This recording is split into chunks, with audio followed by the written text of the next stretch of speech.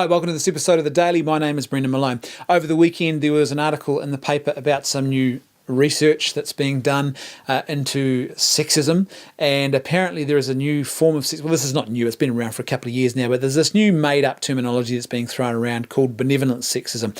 Active or overt sexism happens when a woman is treated differently. She's deliberately targeted or treated differently in some way because of her otherness, her uniqueness, her femininity. In some way she's disadvantaged. Now, obviously that's always wrong, it's unjust, it shouldn't happen. But then there's this new fandangled made-up idea that's being thrown around now in some quarters called benevolent sexism.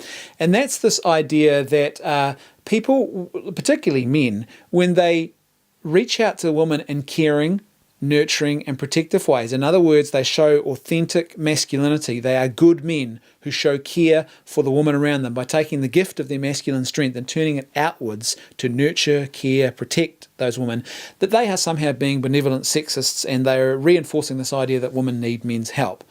It's utter rubbish. So it's an attack on authentic masculinity, but even more importantly, it's an attack on motherhood. Let me read you from the article and I'll explain exactly what I mean. Here's their description of benevolent sexism.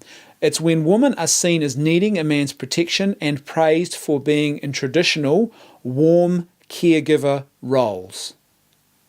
And then listen to this. This type of sexism encourages a woman to lower her ambitions.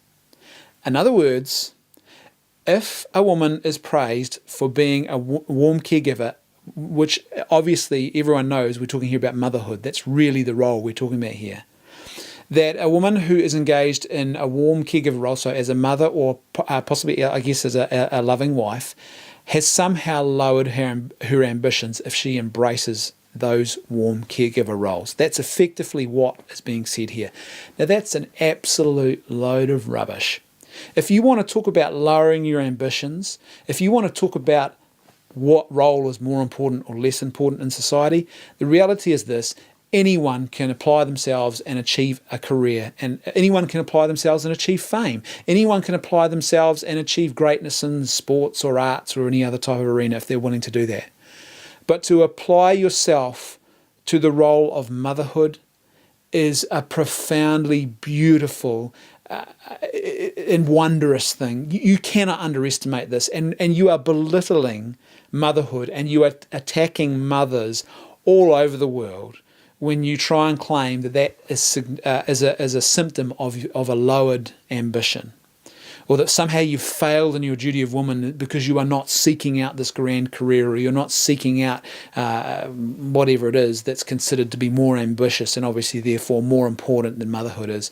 Motherhood is the most profound work that takes place in our society. To nurture, to give birth to love and care for and raise another human person from their conception right through to responsible adulthood, that is a profoundly important work. And our culture, our society could not exist. You could not have a just, stable civil order if that was not taking place. It is the most important work in society, and as men we should worship the ground that women walk on precisely because of the fact that they have this unique capacity that we are just not gifted with to be able to do that.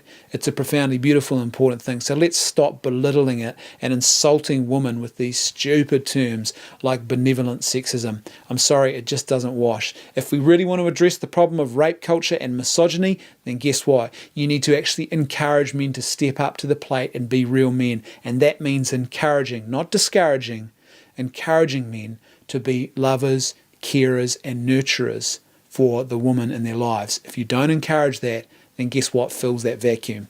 Misogyny, sexism, and rape culture. Thanks for watching. I'll see you next time on The Daily.